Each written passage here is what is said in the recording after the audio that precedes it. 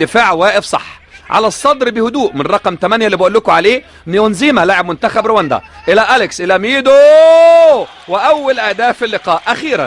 اخيرا بيسجل احمد حسام ميدو، اخيرا لم يكن احمد حسام ميدو متسلل، وكرة عرضية جميلة أليكس موندومو، وميدو بضربة رأس يسجل اول اهداف اللقاء.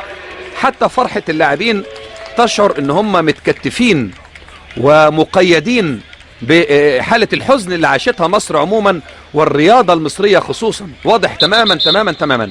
هنا الاستلام، هنا اللعبة الأخيرة، نور تدخل بشكل كويس، وأليكس بالخبرة رقم 3 هنا مغطي ستيفانو موازيكا، وبالفعل هدف لميدو يسجل به أول أهداف اللقاء.